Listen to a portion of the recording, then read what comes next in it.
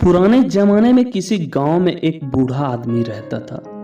उसकी शादी को 20 साल हो गए थे, पर वह औलाद की दौलत से महरूम था। भगवान की कृपा से बूढ़े की औरत का पांव भारी था। नई नई चीजें खाने को उसका जी चाहता था।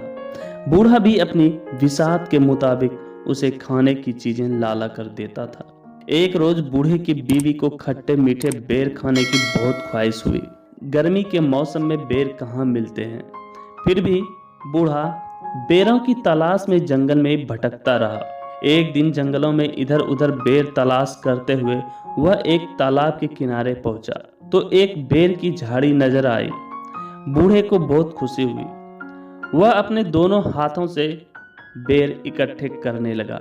अभी झोली भर बेर ही तोड़े थे कि एक आदमखोर मगरमच्छ ने अपना बड़ा सा मुंह पानी से ऊपर निकाला और जोर से सांस खींची। उसके सांस लेने से एक जोरदार आंधी चली और बूढ़ा कमजोरी की वजह से अपने को संभाल ना पाया और तालाब में आ गिरा। बूढ़ा अपने को संभालते हुए किनारे तक पहुंचा कि मगरमच्छ ने उसके पांव ही पकड़ लिए। बूढ़ा उससे कहने लगा, भाई, खट्टे मीठे बेरों की तलाश में मेरे पांव घिस गए और फिर जब बेर मिले तो मेरे रास्ते में तू रोड़ा बनता है। तेरी यह मक्कारी मुझ पर कोई असर नहीं करेगी। बहुत दिनों से इंसान का गोश्त खाने को नहीं मिला। तेरी करारी हड्डियों को चबाने में मुझे बहुत मजा आएगा। आज मैं तुझे खाऊंगा। मगरमच्छ ने लार टपकाते हुए कहा, क्यों, मुझे तू क्यों खाएगा? इसलिए क्योंकि तूने मुझसे बगैर इजाजत लिए मेरे बेर लिए हैं। भाई, मैं यह बेर बहुत मजबूरी में ले जा रहा हूँ। मेरी बीवी की हालत कुछ ऐसी है, मैं और मेरी बीवी अब और ज्यादा इंतजार नहीं कर सकते। बूढ़े की बात सुनकर मगरमच्छ समझ गया, ओह, अगर यह बात है तो मैं तुझे नहीं खाऊंगा। तू अपनी राह ले, लेकिन मेरी एक शर्त है। क्या शर्त है? बूढ़े ने पूछा। अगर लड़का होगा तो तेरा और लड़की हुई तो मेरी। मंजूर, कहकर वह बेरों की झोली संभालते हुए चल दिया।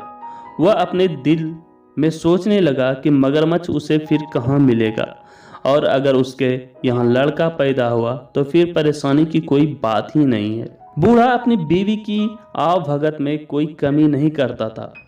दिन भर लगाकर उड़ते रहे और एक दिन बूढ़े के घर एक खूबसूरत और सुंदर लड़की पैदा हुई। बच्ची को देखकर उसे मगरमच्छ की बात याद आई तो वह कांप उठा। लड़की का रंग गुलाब के फूल की तरह था। उसकी आंखें हीरों की तरह चमकदार थी। वह परियों की तरह हसीन और मासूम थी। ऐसी मन्नतों और मुरादों की लड़की मगरमच्छ के पेट में जाए, यह सोचकर बूढ़ा दुख से कांपने लगा। उसने सोचा कि अब वह कभी तालाब के किनारे नहीं जाएगा। बारिश का मौसम आया और नदी में बाढ़ आ गई। मगरमच्छ पानी में बहकर तालाब से निकलकर खेत में आ गया। अब उसे आसानी से शिकार मिलने लगा। एक दिन बूढ़ा खेत से सब्जी तोड़कर ला रहा था तो रास्ते में मगरमच्छ ने उसे रोककर सवाल किया, क्यों बे बूढ़े, मुझसे छुपता क्यों है? तू मुझसे छुपकर कहाँ भागेगा? सीधी तरह बता, तेरे यहाँ लड़की हुई या लड़का? लड़की हुई है, बूढ़े ने सहमी हुई आवाज में कहा। तो फिर वह मेरी है। मेरी अमानत को अब तक तूने अपने पास क्यों रखा? क्या तू अमानत में खयानत करना चाहता है? इतनी छोटी बच्ची को तुझे मैं कैसे दे दूं? बूढ़े ने कहा। 14 साल पहले तूने मुझसे वादा किया था। क्या वह अब भी बच्ची है?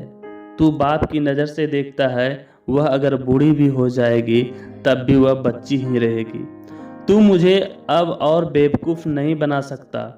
मैं तुझे चैन से रहने नहीं दूंगा। देख, अगर तूने लड़की को कल ही लाकर मुझे नहीं दिया तो मैं तुम तीनों को एक एक कर खत्म कर दूंगा। मगरमच्छ ने कहा, वह मेरी बेटी है। अपना खून तुझे कैसे दे दूं? लोग क्या कहेंगे? बूढ़े ने सवाल किया। लोग क्या कहेंगे वह मैं नहीं जानता। तू क्या कहता है? वादा खिलाफी करना चाहता है? मगरमच्छ ने गुस्से से चिल्लाकर कहा, नहीं नहीं, यह बात नहीं है। मैं चाहता हूं कि मेरी बेटी को इस बात का पता न चले बूढ़ा कहते कहते रुक गया। तू क्या चाहता है बोल, मगरमच्छ ने कहा। मेरी लड़की को कमल का फूल बहुत पसंद है। तू अपनी पीठ पर एक कमल का फूल रखकर तालाब के अंदर पानी के नीचे बैठे रहना। जब लड़की खुशी से इसे लेने जाएगी तो तू उसे ले जाना। मगरमच्छ को यह तरकीब पसंद आई। दूसरे दिन जब बूढ़े ने अपनी बीवी को बताया तो लड़की की मां परेशान हो गई।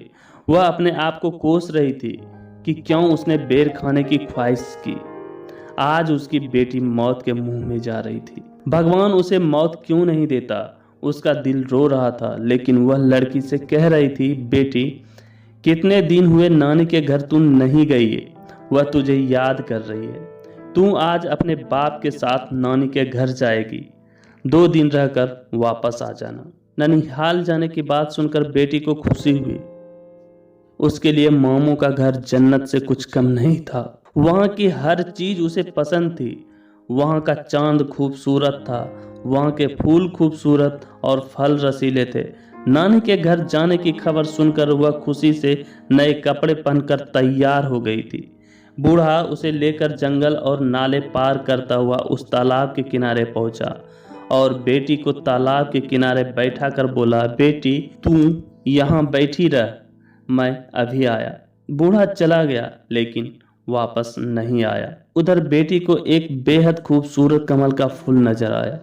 वह सोचने लगी कि इतना खूबसूरत कमल तालाब के बिल्कुल किनारे खिला है, लेकिन उसे अभी तक किसी ने हाथ नहीं लगाया। हो सकता है किसी की नजर उस पर न पड़ी हो। बूढ़े की बेटी धीरे से पानी के अंदर गई। कमल के फूल की तरफ हाथ बढ़ाते ही कमल थोड़ा आगे खिसक गया। लड़की डरकर अपने बाप को पुकारने लगी, घुटने पानी हुआ है बाबा, कमल खिसकता जाता है। वह फिर आगे बढ़ने लगी। कमल फिर से खिसक गए। लड़की चीख कर अपने बाप को पुकारने लगी, छाती पानी हुआ है बाबा, कमल खिसकता जाता है। बाप वहां होता तो जवाब देता। उसे डर लग रहा था। वह सोच रही थी कि वापस चली जाए। उसी वक्त बड़ी बड़ी लाल आंखों वाला मगरमच्छ मुंह खोले पानी की सतह पर दिखाई दिया। बूढ़े की बेटी मगरमच्छ को सामने देखकर घबरा गई और चीखने लगी, लेकिन उसकी चीख जंगल में गूंज कर ही रह गई। पर उसका बाप वापस नहीं आया। मगरमच्छ उसको अपने बड़े बड़े पंजों में पकड़कर तालाब के दूसरे किनारे एक गुफा के अंदर ले गया और वहां लड़की को छोड़कर वापस आ गया। लड़की की मासूमियत और खूबसूरती को देखकर उसे खाने का इरादा इस वक्त उसने छोड़ दिया। राहगीर जो तालाब में नहाने या पानी पीने आते थे, उन्हें वह पेट भर खाता और उस आदमी के पास खाने का जो सामान होता उसे लाकर इस लड़की को दे देता। लड़की इस गुफा में पड़ी रहती, पर मगरमच्छ के डर से वह कुछ बोलती नहीं थी। इस तरह दिन गुजरते गए। चारों तरफ इस तालाब का मगरमच्छ आदमखोर के नाम से मशहूर हो गया। डर के मारे कोई राहगीर इस तालाब की तरफ नहीं आता था। मगरमच्छ भूख से बेकरार होने लगा। उसने तालाब की बड़ी बड़ी मछलियों को खाकर खत्म कर दिया। अब वह भूख के मारे मरने लगा। जंगल की गाय, बकरी, भेड़ भी वह भूख की शिद्दत में खा गया। अब उसके डर से वहां कोई जानवर भी पानी पीने नहीं आता था। जब उसे जोर की भूख सताने लगी तो वह बूढ़े की बेटी के करीब आकर उसे अपनी लाल और ललचाई आंखों से घूरने लगा। बूढ़े की बेटी समझ गई कि अब उसकी बारी थी, लेकिन मगरमच्छ ने उसे उस दिन नहीं खाया। सोचने लगा कि अब उसके दांतों में धार नहीं थी। उन्हें लुहार से तेज कराने के बाद उस लड़की को खाएगा। यह सोचकर वह लुहार के पास चला गया। इधर बूढ़े की बेटी अपनी जान बचाने की तरकीब सोचने लगी। गुफा में जितने सोने चांदी के जेवरात मगरमच्छ ने लाकर रखे थे, उसने सबको इकट्ठा किया और एक टोकरी में रखकर सूखे पत्ते और छोटी छोटी लकड़ियों से उसे ढक लिया और अपने जिस्म पर कीचड़ लेप कर अपनी सूरत एक अंधी बुढ़िया जैसी बना ली और टोकरी कमर पर लाद कर लाठी टेकते टेकते जाने लगी। जैसे ही गुफा से बाहर निकली उसी वक्त मगरमच्छ आ गया और दहाड़ कर पूछने लगा, तू कौन है? बूढ़े की बेटी डर से कांपने लगी, लेकिन बाद में खुद को संभालते हुए कहने लगी, मैं अंधी बूढ़ी हूँ, हड्डियों की लड़ी हूँ। मेरे बदन में क्या है जो तू खाएगा? तू अपने गुफा को जा, वहां तेरे लिए एक तंदुरुस्त लड़की मौजूद है। उसकी हड्डियों चबाने में तुझे मजा आएगा। मगरमच्छ उसे पहचान न सका। उसके मुंह में इंसानी गोश्त के मजे को सोचकर पानी आ गया और वह तेजी से गुफा के अंदर चला गया।